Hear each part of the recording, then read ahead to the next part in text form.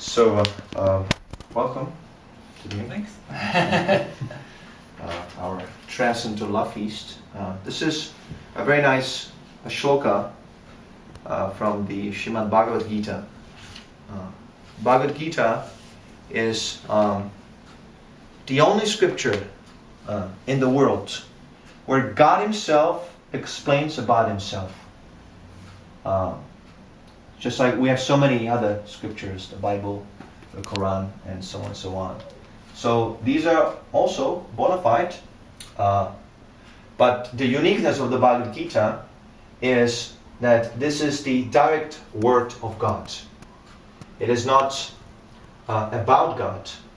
It is directly God Himself explaining about His nature. So this constitutes the perfect process of how to understand God. In the present situation, we're covered by so many layers of ignorance. Srila Prabhupada, he says, disturbance is due to ignorance. All the miserable condition in life, all the suffering, is because of ignorance. All the fear is because of ignorance. We're afraid of the unknown. When it becomes known, then we lose any sort of fear, any worries. Just like sometimes people come here the first time, so they're a little worried. What is this a kind of a cult, a dangerous cult? Is this a kind of a craziness, the people chanting in robes? But when they come again and again, and when they understand our philosophy, then they lose all fear. And actually, it turns into the opposite. They actually understand that the outside is the cult. It's not the inside. The Hare Krishna movement is the only non-sectarian group in this world. All the others are sectarian. Why? Because they do not have the full understanding of God.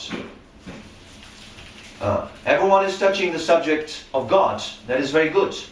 But no one has a complete understanding of God. So if we want to get out of this material existence completely, if we want to become free from sinful reactions completely, just like today there was a Jehovah's Witness, a woman preacher coming, knocking on our door. She said,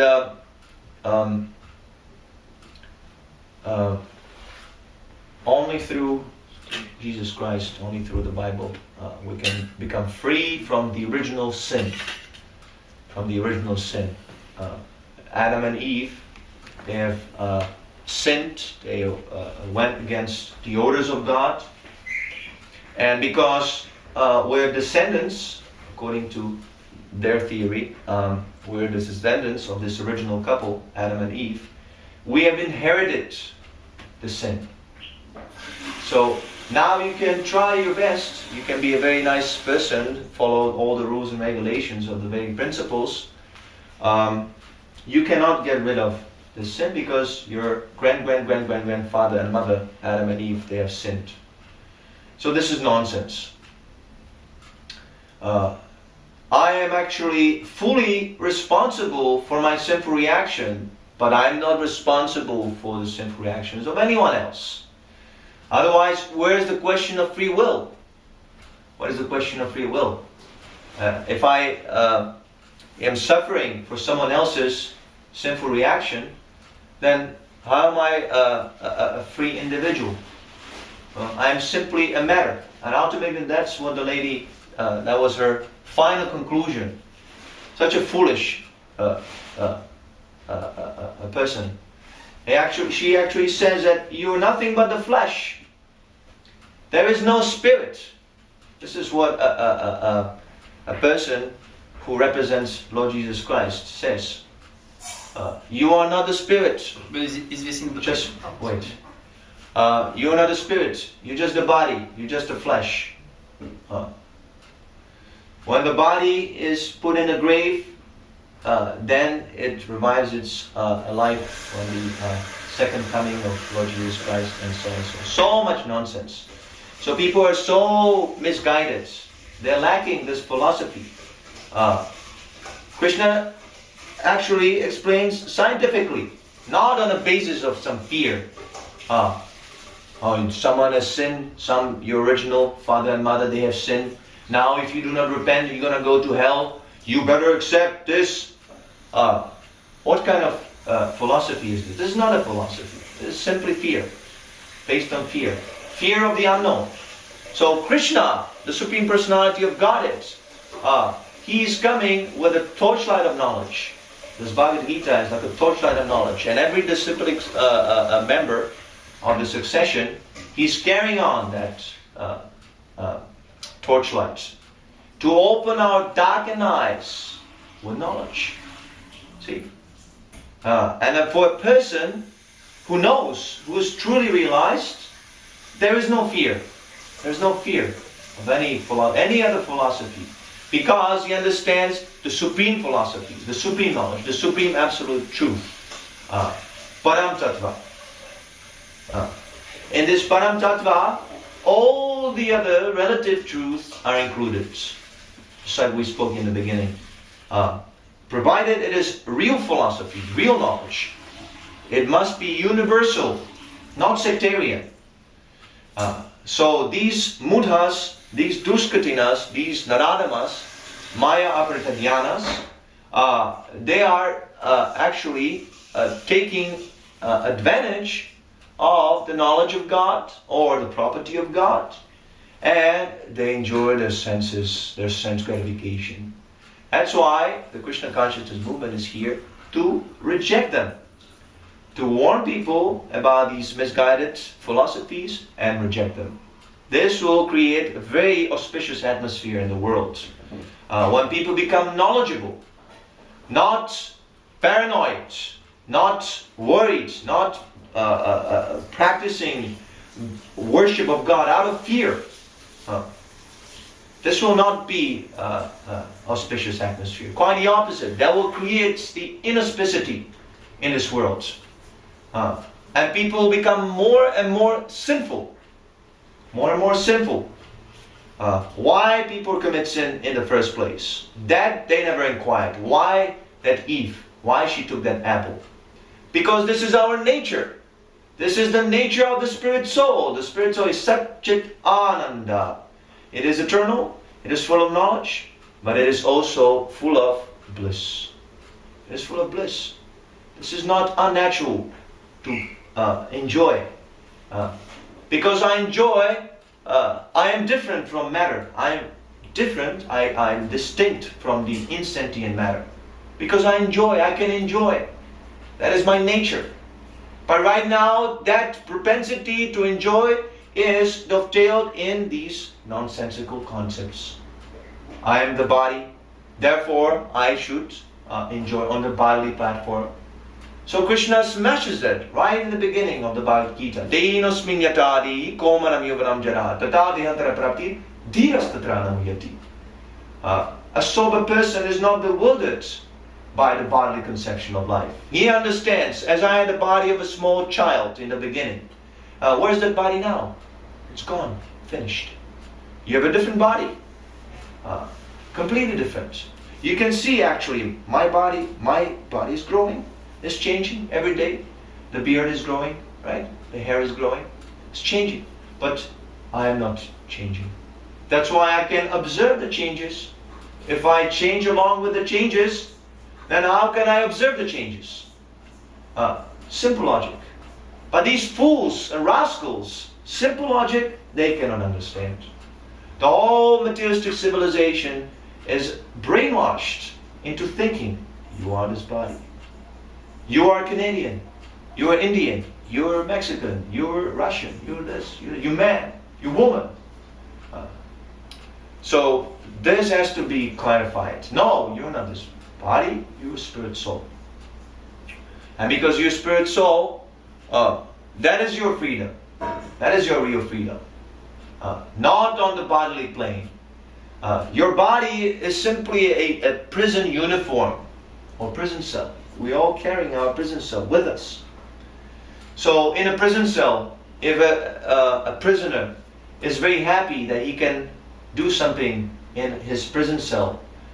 He can do whatever he wants in the prison cell. Is it a great accomplishment? That he can have a nice color, he can have Facebook in a prison cell, or he can have this, or he can have that. He can have all the world in the universe, all the things in the universe, all the pleasurable things in the universe. Ultimately, he is in a prison cell.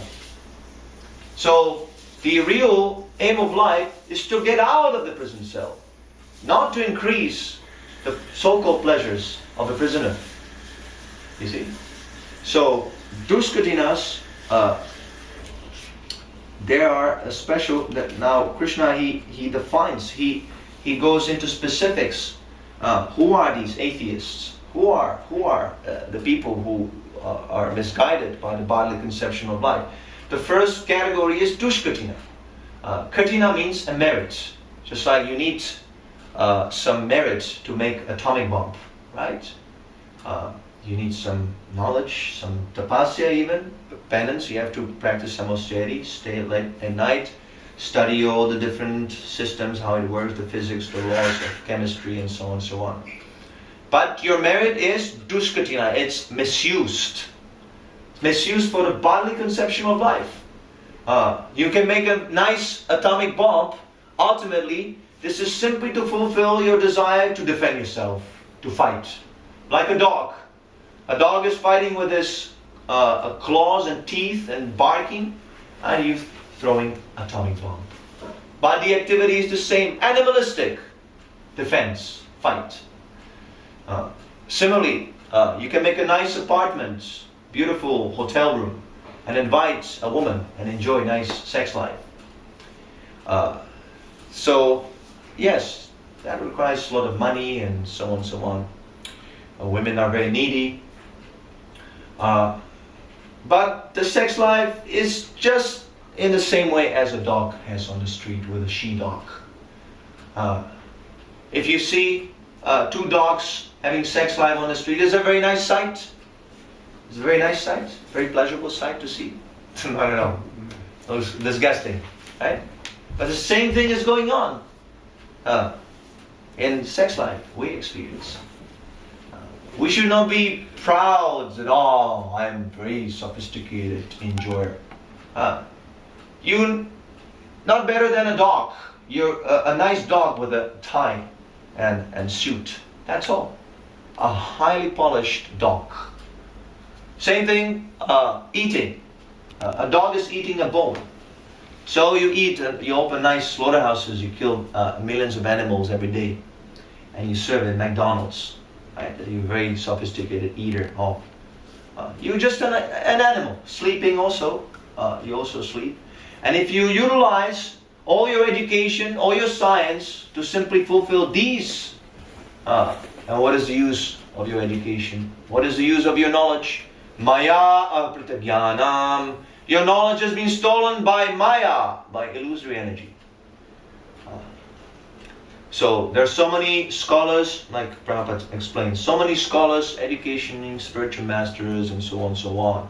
And one might wonder, if this is the perfect way, this Krishna consciousness, why they're not taking it up?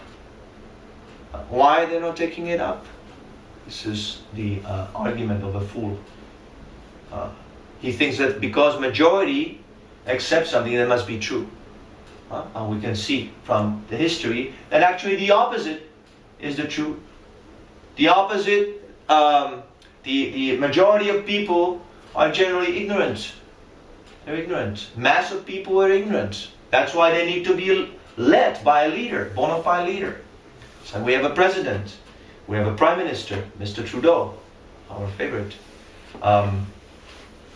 So where's this principle coming from?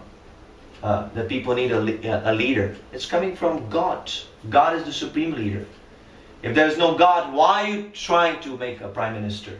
There's democracy, yes, but still you need a prime minister, someone who has the final word. Otherwise there's chaos. So similarly, if there is no God, then this material existence, this material universe is chaos. There is chaos. There's no order. There's no meaning. So the atheists are very much fond of saying this. There's chaos. There's no meaning in life. You simply enjoy. And don't care about these philosophies. You can never understand God. Your mind is limited. So you give it up and you nicely enjoy it like a dog. That's what but there is a meaning. There is a meaning. How you can deny the meaning? How can you deny the order in this material existence? The sun is rising, it is the exact same hour. The moon is here to give light, to give energy to the vegetables which are growing. There's a man, he requires sex life. There's a woman created for his pleasure. A woman requires a man to protect her so she can give a child. The man is there, stronger gender.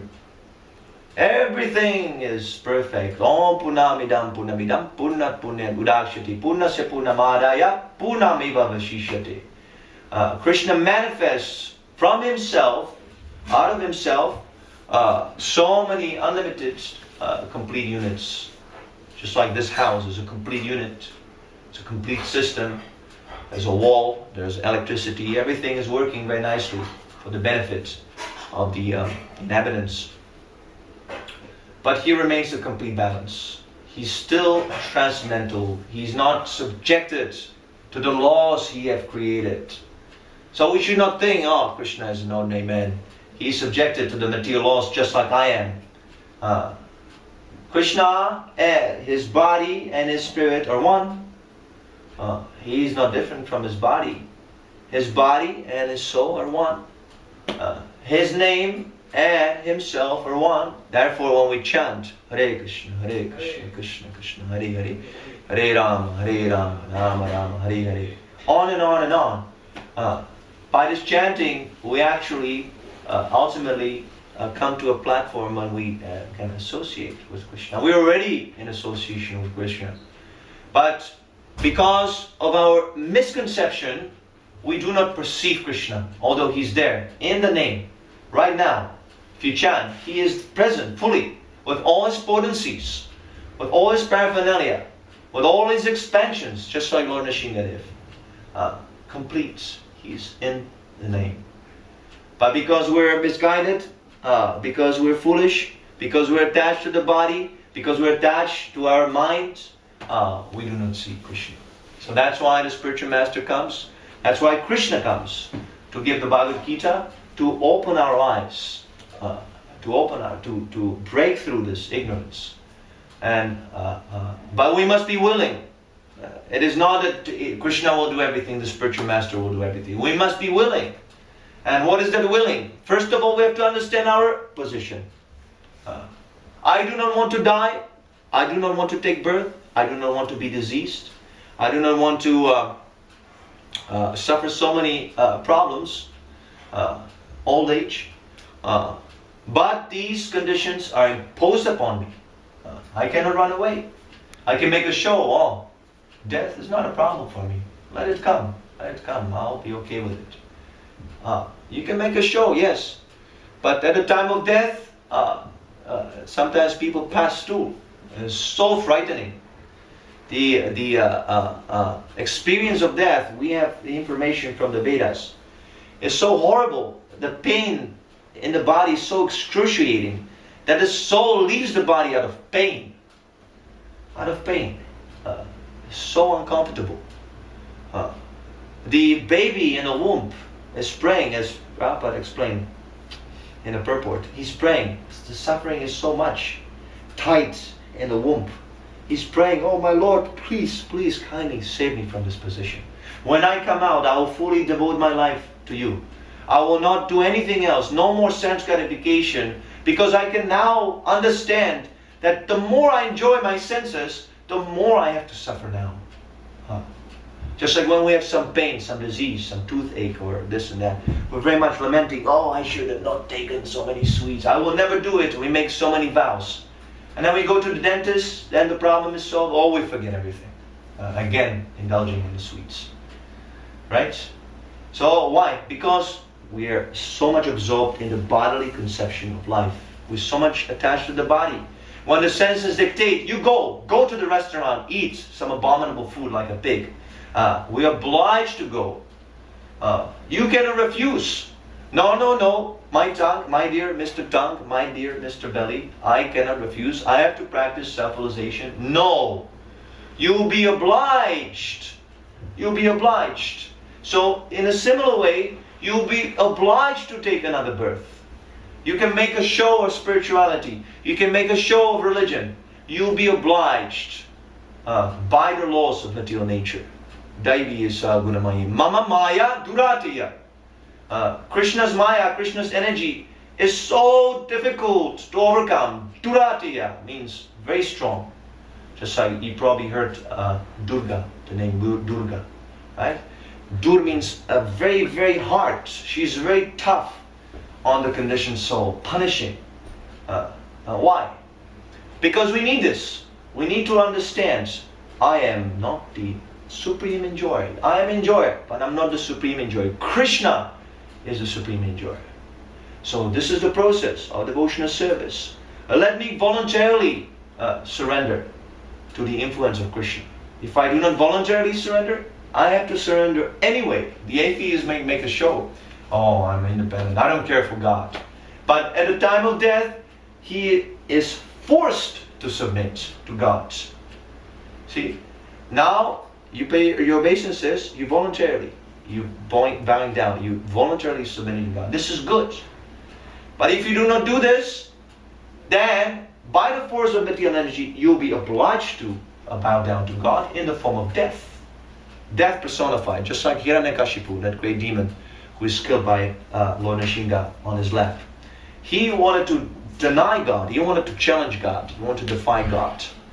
He thought, now I can become like God. I can control the whole universe. He was such a powerful yogi. He was controlling the whole universe. But ultimately, God came. Yes, you wanted to see me? I'm here. And now I'm going to kill you. So we should not be foolish. We should not be duskritinas, mudhas, maya parakritagyanas, ashurambhavam, ashvitas. We should voluntarily surrender to Krishna. It is so simple. Lord Chaitanya has made it so simple. Harinam, Harinam, Harinam, eva kevalam, kalo nasti, vanasti, vanasti, eva gatiranyata. In this age of Kali, the only process of self-realization is this Harinam, the chanting of the holy name of Krishna. Hare Krishna, Hare Krishna, Krishna Krishna, Hare Hare. Hare Rama, Hare Rama, Rama Rama, Hare Hare. And you try to render some service. Our spiritual master, he has come to deliver all the living entities. So you try to help out in this mission, great mission. Try to understand this philosophy and become a spiritual master. Jarida Kutareka Krishna Upadesh. Become a spiritual master. How? By repeating the message of Krishna as it is. Just like Prabhupada, he called this Bhagavad-gītā. As it is. No adulteration. No infiltration of mundane ideas. You simply hear and you repeat, you become a guru. So this is the greatest service to humanity. If you want to do good to the humanity, good to your friends, to your family members and so on, then you preach this Krishna consciousness and see how the surface of the world will change. So I'll stop here. If there are any questions, you can ask.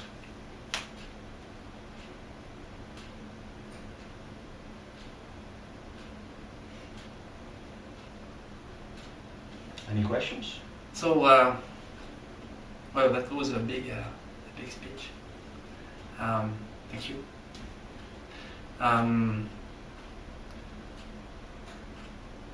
So, could you elaborate? I'm a French speaker, so maybe my English is not so good. Excuse me. Could you elaborate on the age of Kali, maybe, and on why is it so difficult, like in the present age of Kali, to turn to God in a way, like compared to ancient times, maybe. It is not difficult. It's not difficult. No, I said it is most easy. No. It's easier now than it was in the past. Yes. By this process, mantra meditation. In the previous ages, there are different processes. It's called Yuga Dharma. Yuga Dharma. Okay. That is the prescribed method for a particular age. So in the previous ages, for example, in Satya Yuga, the Yuga Dharma for that age was meditation, silent meditation. Okay. So one would sit down and meditate silently. He would control his mind in such a way that he will be able to focus on the super soul. So who can do it now? Focus the mind on the super soul. The mind is constantly changing subject matters, constantly. Arjuna himself, 5,000 years ago, Prabhupada says that who can compare to such an elevated personality as Arjuna? He is the direct associate of Krishna. He said, Krishna, this method of meditation is very difficult for me to practice because my mind is unsteady and flickering. So this is not possible at this age. And furthermore, they would have a longer lifespan. They would live 100,000 years, people in Satyuga. 100,000 years they would meditate. 1,000 you say? 100. 100,000? Yes, Wow. sir. Okay. Yes. Well, that's a long time. Because you mean as a human being? Like As a on human this being, planet? yes. They were living 100,000 Yes, believe it or not, yes. Okay. So it's a very difficult process.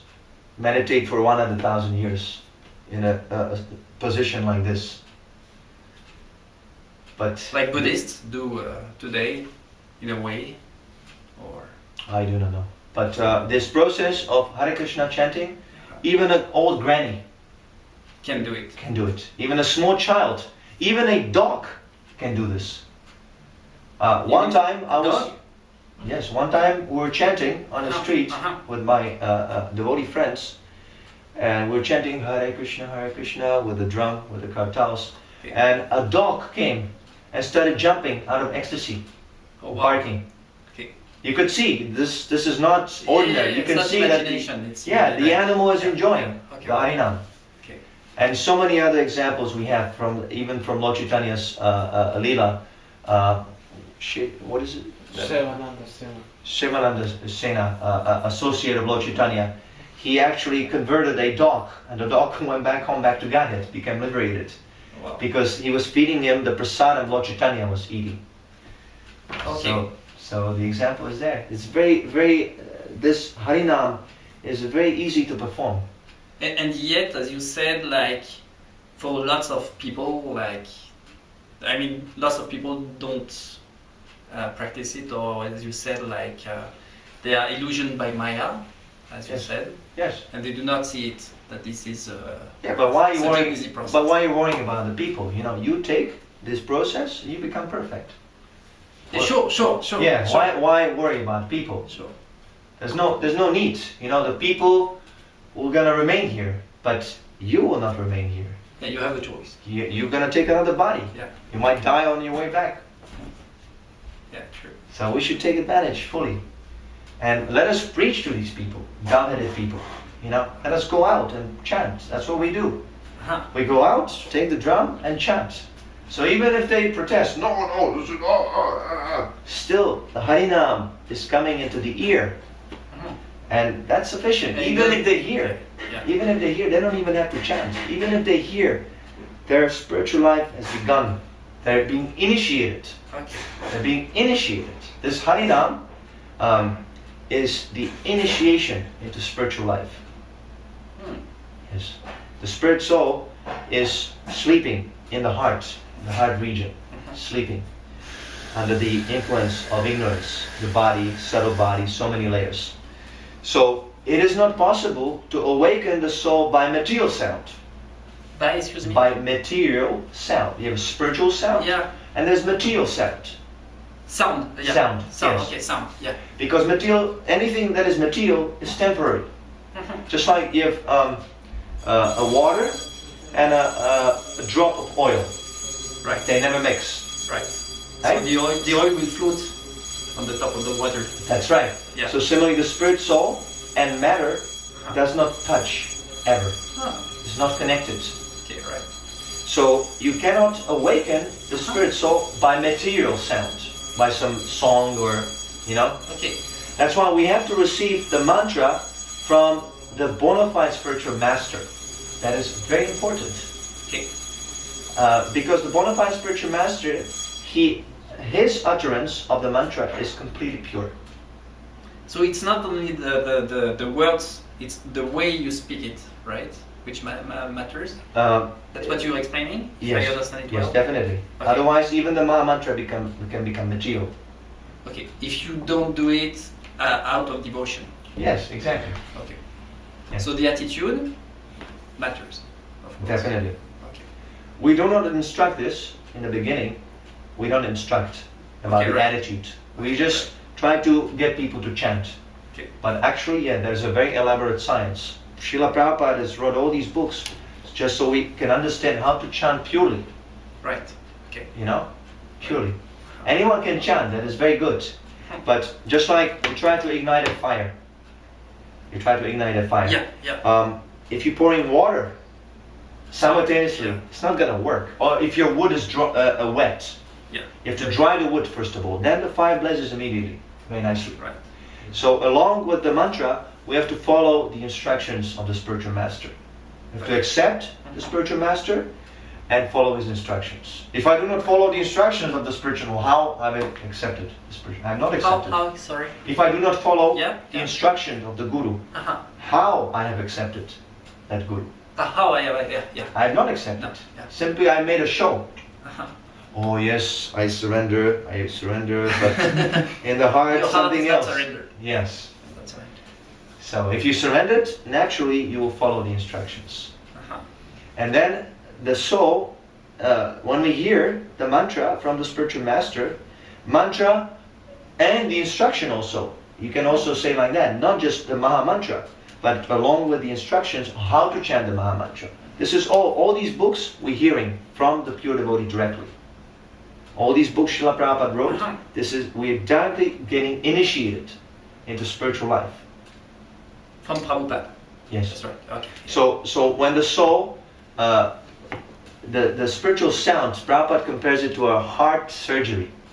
Ah. You have two types of heart surgery. You have the gross, with the knife, but this is a more gentle heart surgery through sound. The Hare Krishna mantra enters the heart, enters the ear and goes directly into the heart and accesses the spirit soul, the sleeping spirit soul who's sleeping there. When he hears, Wakes up. he becomes awakened. Okay. That is initiation. Then he takes initiative in spiritual life. It takes initiative. Initiative. Okay. Yes. We can hear, Uh-huh. we can chant, we can do so many things.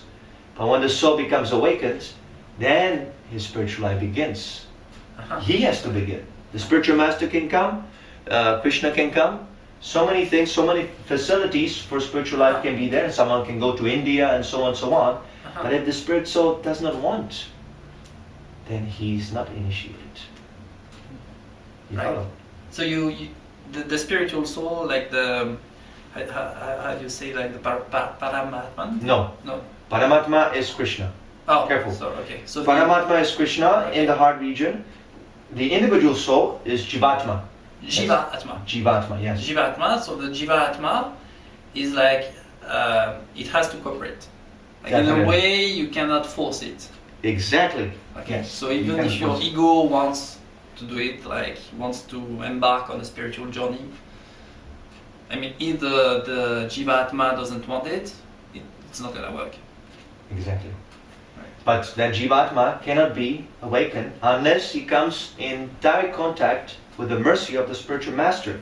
See, Prabhupada, if you remember, Prabhupada says here, so the Naradama, who is condemned by the personality of Godhead, can again revive his spiritual consciousness only by the mercy of the devotee. By the mercy of God. Yes, otherwise he has to go on in ignorance, on and on and on and on.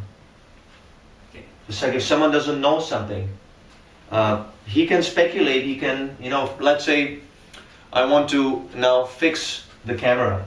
The camera is broken, I want to fix it. I have no understanding of electronics. I don't know anything. Uh-huh. Now if I try by experiment to fix it, without getting any guidance from anyone, it can take a lifetime. Yeah. Probably I will never finish it. Yeah, true. I will break it. So we need guidance. We're actually getting guidance from the very beginning of our life. Our mother, our father, school, culture, television, internet, Facebook, you name it. So many guidance, so many gurus, we're being influenced. But out of false ego we say, no, I will not accept any spiritual master. I'm gonna do my own way. I'm gonna, I want to remain. I'm gonna make my own opinion about things. What your own opinion? Your own opinion is created by so many conditionings you have been conditioned by. Yeah, culture, like yes, education, yes, experiences. I have no opinion. An opinion is also dictated to you by someone else. Like mass media. Yes. Yeah. Yes, I think, I'm free, I'm going to choose this way. And that has already been taught to you, So the only choice I have is to take up Krishna consciousness, to awaken from this slumber. So the pure devotee comes, it's mentioned, the expression is given, causes mercy. Out of his causes mercy he comes. And he's pushing. Take Krishna, he's pushing. Let's say I have $100 and I push it into your hands. Take $100. But if you don't want to take, what can I do? So the spirit soul has to decide. Yes, what you're saying is right. Let me take it up seriously. Let me chant seriously. Let me take this Krishna consciousness up. So, this place is for that purpose. We're teaching Krishna consciousness here, and anyone can come here and take it up. Right. You can take it up. What is the difficulty? Even if there's doubt, we don't ask anyone to do anything. Come, hear, discuss. If you want, challenge, criticize, take prasadam, chant. You don't have to take up anything. We will never force you to now you have to accept the spiritual master. We'll never accept. Because that acceptance of the spiritual master, as we said, cannot be forced, so we know that.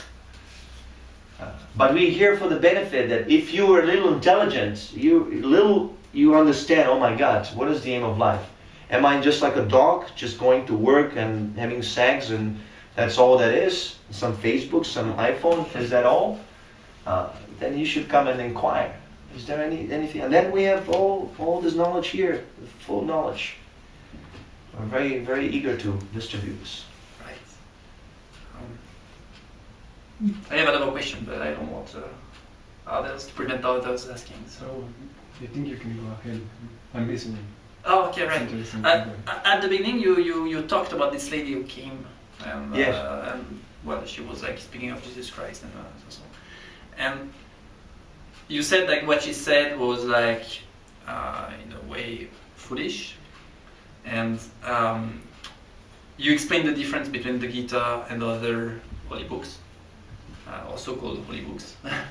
Can you elaborate on this? Because somehow from the outside it can be difficult, like to yes. understand it. Like if I say everybody is convinced. If I say this has nothing to do with religion.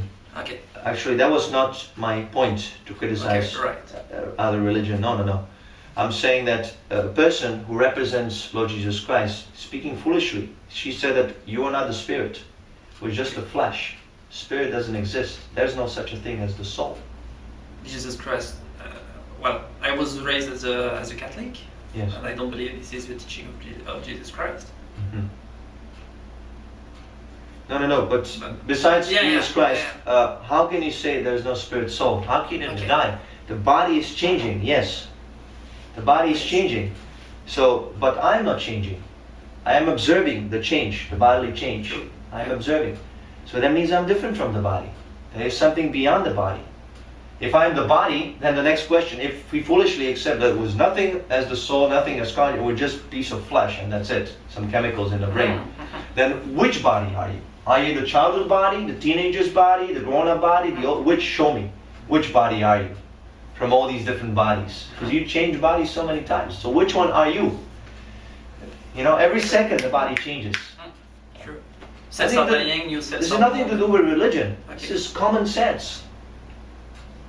Common sense. Logic. Nothing to do with religion. Logic. We're the spirit soul. That's where spiritual understanding begins.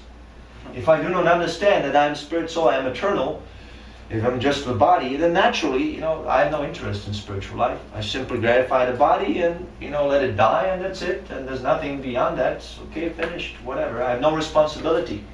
I kill people, I kill animals, I enjoy very nicely, and then I die. Who cares? There's no soul. Very irresponsible conception of To life. my experience, just enjoying the body is like feeling really complete. And feeling lots like Naturally. that something is missing. Naturally, yes. So now you should fill up that missing part, and that is Krishna consciousness enjoyment. It's like we enjoy. See, this Ramachandra Prabhu, very nicely he decorated today. This is enjoyment. You enjoy the beautiful sight of Krishna. This beautiful altar, beautiful candles, beautiful flowers, the beautiful forms of Krishna, the beautiful forms of his devotees. You enjoy the nice smell of incense. You enjoy nice dance and chant. You enjoy nice association, like-minded people who are also inquiring about spiritual matters. And you enjoy nice Krishna prasadam, feast. This is the real pleasure. This pleasure is so nice that you will never become tired of it. It's like Ramachandra here, Prabhu. He came 3 years ago. Yeah. So he came just like an ordinary person, ordinary young man with so many different material desires. And he tasted this Krishna consciousness. And now he cannot give it up. Now he's even... It's kind of addiction. Yeah, now he even instructing me. Positive Yeah, he's addiction. even instructing me, Purujit, you go and clean your bathroom. You didn't do it properly. Come on. Do it for Krishna. Yes. So, yeah. Please, take it up seriously. Any other questions? I don't know if I have a question, but I might. It might turn into a question. So Okay. So yeah, yeah. I'm really happy to be here. Honestly, I really I'm interested in these ideas, and I've been looking around a lot in different places, I guess, in different informations, like such as this one, relating about like the fact that we're not the body, which I have been like I've been thinking about that for like, well, not only thinking but like also applying the matter of letting go of the desires and trying to become a spiritual person. Okay, very good. And many things have become quite easy to let go, such as food. I'm not yet a full vegetarian because I might still eat not necessarily any type of meat, but I might still eat fish sometimes. But I've been working and I have become a better person. I have better habits. But there's one thing that I struggle still with, and that is not lust, but I think love. And my question is, can you be like enlightened and still be in love? I'm not sure how that can work. Yes, that is the highest enlightenment. To be fully in love. Yes. Like true love. That is the full conception of enlightenment. It is called prema. It's called prema. But that prema is completely different from love we understand in this world. Right. That's why it's not very easy to accept it. You see, our conception of love is actually lust. I love some girl because she gives me pleasure. Oh, you're so cute, so nice, such a strong man. She flatters me with nice, beautiful voice and her body and touches and so many things. So my love is conditional. If an ugly, fat old lady comes and does the same thing, oh come, I'm gonna kiss you. Oh, we're gonna be like, right? Because we have a preference. This girl, yes, this I like because it's very pleasing to me. This, I don't like to love this person because it doesn't give me. So actually that's not love. Right. That's Yes. business. That is self-love. We don't love that person, we just love ourselves. Egoistic love. Egoistic. Right. But that is foolishness because I cannot love myself because I am myself. I cannot, it's foolishness. It's just like a hand is trying to clap. One hand is trying to clap. It's impossible. I cannot split myself into two. That's why I cannot love myself. Individual means it cannot be divided. So the very idea, I want to love myself, is illusion. I can only love someone else. But that I don't know how to do. Right?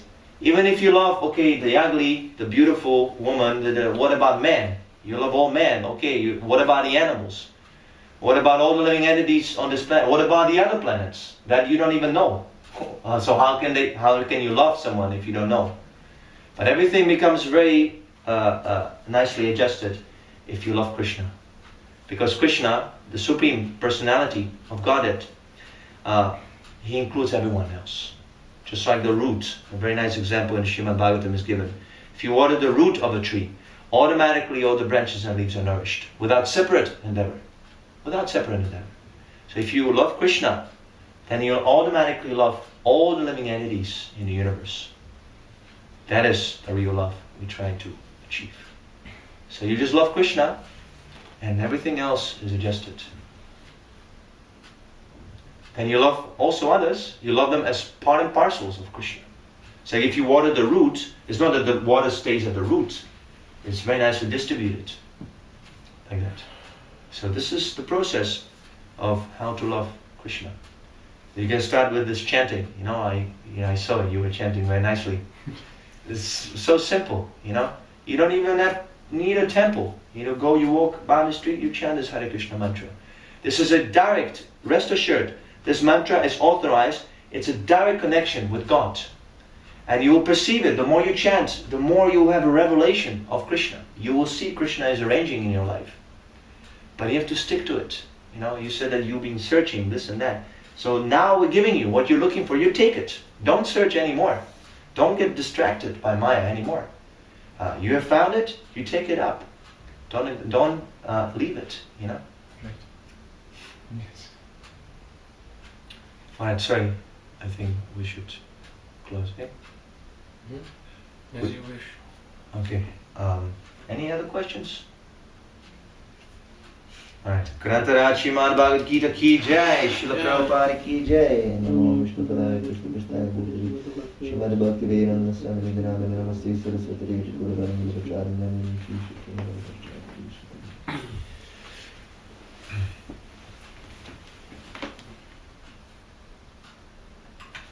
The bell?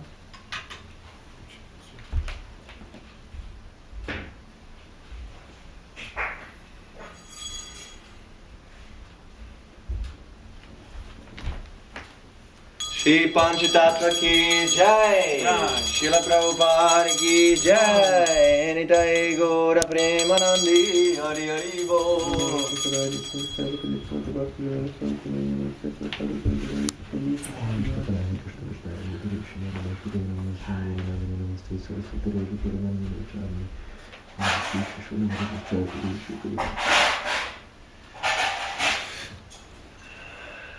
So now we invite you to take a little sadhana with us. Thanks a lot. For a feast. Thanks a lot. Yeah, what is your name? Cyril. Cyril. Yes. Very nice meeting you. My name is Purujit.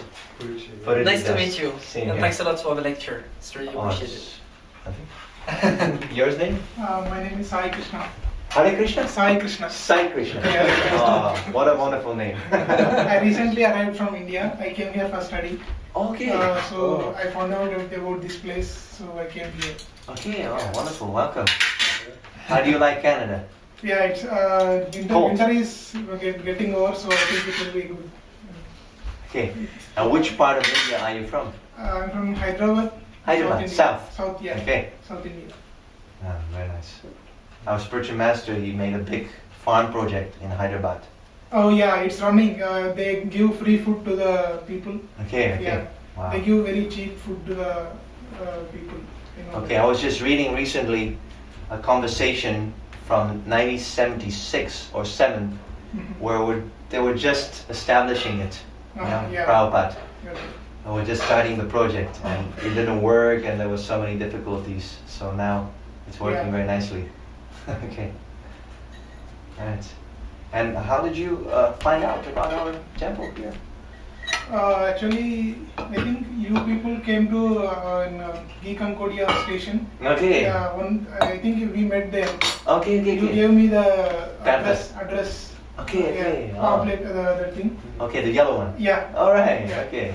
So many people I don't Okay. remember right away. I used to go back in India in my university also. There is a group of people who gather every Saturday and chant. Okay. So I used to go there. Okay. So You're already familiar. When I found this, I thought I should come here. Okay. Oh, wonderful. Wonderful. So it's our first time here? Yeah, I'm first time here. Yeah. Oh, nice to meet you. Yes, thanks. What's your name? My name is Juan. Juan. Yeah, Oh, yours enchanté. is Śrī, yeah? Śrī, yeah. Enchanté aussi. And Śrī Kṛṣṇa. Sai Krishna. Sai Krishna? Yeah, you can call me Sai. Sai, okay. Krishna. Sai Krishna, okay.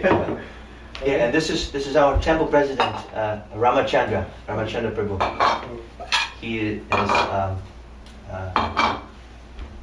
he's our leader here. And he's like the leader? Yes. Oh, okay. He's a very nice devotee. The temple here, Hare Krishna temple in the Montreal? Yes, there's a big ISKCON temple Okay. on the Pinav Street, but we're not connected Okay. to the big temple. Okay. Yeah, we work independently. Okay. Actually, when I searched in the online, I found the other address, ISKCON temple address. I couldn't find this address. So, Oh, okay. yeah. Yes. We're more low key. Okay. Yeah. Yeah, because as I told you, I have been experiencing different things. This is kind of a question again. Yes. I experienced with. Please have a seat. Oh yes, thank you. I was experiencing with psychedelic mushrooms, and I think it somehow like opened my mind. I think every time I take it, not because I don't take it in a way like just to party or anything. I actually somehow find a way to like take a walk and meditate, and I find myself like being more like in peace with like say existence or like infinity, things like that. What do you think about ingesting substances like that? It's not necessary. Right, huh? Yeah, you can open your eyes, but it's not necessary. It's also material. Right. It's material. It's not actually spiritual process. For spiritual process, as Ramachandra, he says, you stay high forever. Yeah, thank you. You stay high forever. The mushrooms, okay, you have a trip, you have experience, but then it comes down and you're back to normal. Yes. And you're just wondering, what was it? And how come I couldn't capture it? You know, again I have to take mushrooms. Yeah. So with this Maha Mantra, it works